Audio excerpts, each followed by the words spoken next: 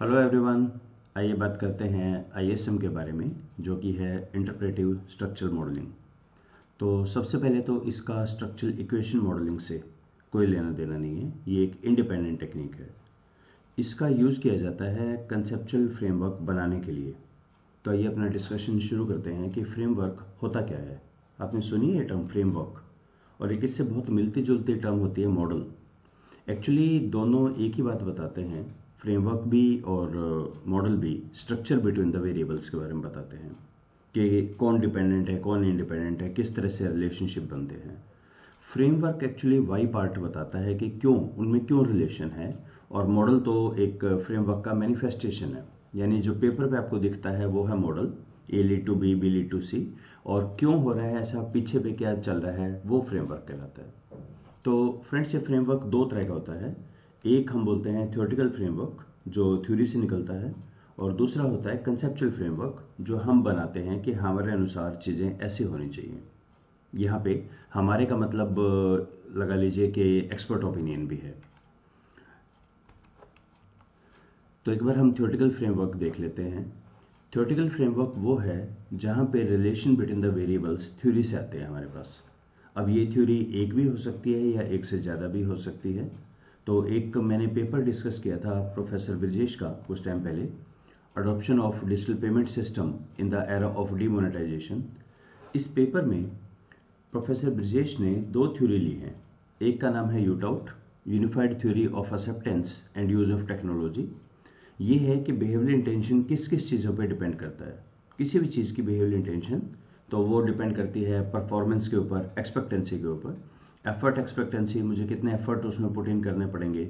Social influence, हर कोई जैसे अगर एलेक्सा वगैरह यूज़ कर रहा है तो मेरे ऊपर प्रेशर है कि मैं भी करूँ। Facilitating condition, hedonic motivation, habits, इनसे हमारी इंटेंशन बनती है।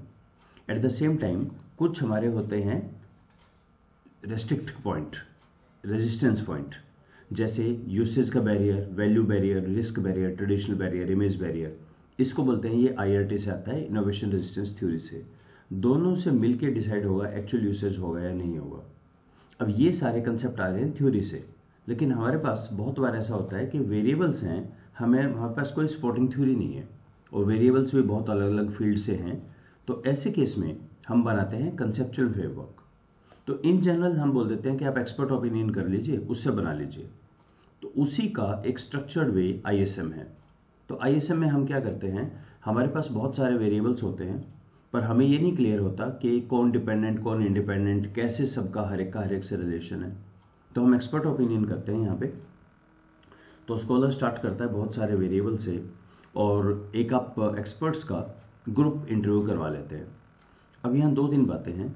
प्रेफरेबली तो आपके जो एक्सपर्ट्स हैं वो ऑड नंबर में हो, ताकि अगर कहीं पे भी डाउट है तो आप देख लें मेजोरिटी क्या बोल रही है। ये आप ऑनलाइन भी करवा सकते हैं, ऑफलाइन भी करवा सकते हैं। ऑनलाइन काफ़ी इकोनॉमिक मेथड है, और ऑफलाइन तो आप करवा ही सकते हैं। और ऐसा भी हो सकता है इसके एक से ज़्यादा राउंड हो, इटरेशन राउंड हो। क्या करते हैं इस इंटरव्यू में हम जितने पेयर हैं वेरिएबल्स के, तो पेयर कैसे बनते हैं। पेयर्स का फार्मूला होता है n into n minus one by two. यानी अगर आपके पास 10 के करीब हैं वेरिएबल, तो 10 into nine by two 45 pairs बनेंगे। अब देखिए, अगर आपके पास 4 हैं तो 4 इंटू थ्री बाई टू 6 बनेंगे। तो हर पेयर पे आप बोलते हैं कि इन पे आपको बताना है इनमें से कौन डिपेंडेंट है कौन इंडिपेंडेंट है, क्या ये इंटरडिपेंडेंट है, इनमें कोई रिलेशनशिप नहीं है। और इसके बाद हम आईएसएम मेथोडोलॉजी यूज करते हैं एक कंसेप्चुअल फ्रेमवर्क बनाने के लिए। ये मेथोडोलॉजी काफ़ी पुरानी है, बहुत साल हो गए हैं इसको। और इसका फ्लो चार्ट ये रहता है कि सबसे पहले तो हम SSIM बनाते हैं, स्ट्रक्चर्ड सेल्फ इंटरेक्शन मैट्रिक्स। उससे एक इनिशियल रीचेबिलिटी टेबल बनती है। ट्रांजिटिविटी के रूल के बाद फाइनल रीचेबिलिटी, लेवल पार्टीशन करेंगे, conical matrix, digraph at the diagram. ये हम 6 स्टेप की प्रोसेस है ये। तो थोड़ा सा सुनने में लग रहे होंगे क्या चीज़ें हैं ये, बहुत ही इजी मेथड है।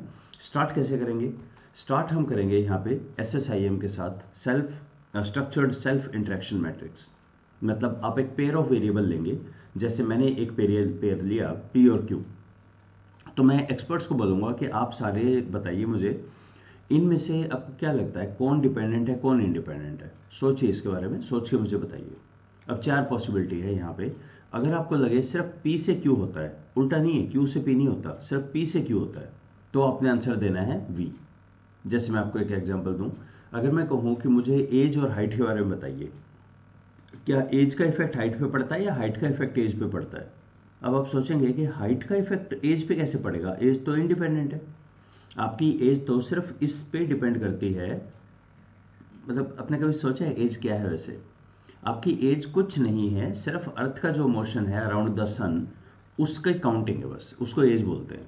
तो वो किसी पे डिपेंड नहीं करती, ना हाइट पे ना वेट पे। हाँ, एज के ऊपर हाइट और वेट डिपेंड करते हैं। तो मैं आंसर दूंगा वी, या आप आंसर देंगे इसका वी का मतलब सिर्फ एज का इफेक्ट पड़ता है हाइट पे, वापस नहीं है। अगर उल्टा हो तो आप कहें नहीं, क्यू का इफेक्ट पी पे पड़ता है, पी का नहीं पड़ता है इस पे, तो आप आंसर करेंगे ए। ठीक। अगर आप कहें नहीं दोनों इंटरडिपेंडेंट हैं, तो एक्सपर्ट्स आंसर करेंगे एक्स। एक्स का मतलब ये इंटरडिपेंडेंट है, दोनों का एक दूसरे पे पड़ता है, और आंसर विल बी ओ या जीरो अगर आप कहें दोनों का कोई रिलेशन नहीं है। तो हम करेंगे कैसे? हम एक्सपर्ट्स को सारे पेयर प्रेजेंट करेंगे। जैसे ये एक टेबल ली है हमने, value to openness to the change, और ये मतलब 15 लिख रखे हैं और 15 ही यहाँ लिख दिए। इट डजेंट मैटर, मैंने यहाँ ऊपर उल्टे लिख दिए हैं। अगर आप यहाँ 1 से शुरू करके 15 तक लिखें तो ये इस तरह की बन जाएगी ट्रायंगल ऊपर। तो यहाँ पे देखिए 1 से 1 कहाँ है, वो नहीं लेते, क्योंकि वो तो 1 ही आएगा, 1 का 1 से तो रिलेशन होगा ही ना। तो डायगोनल नहीं लेते, सिर्फ ऊपर वाले डायगोनल में हम लेंगे। ऊपर वाले डायगोनल में क्या है, इनको कैसे पढ़ेंगे?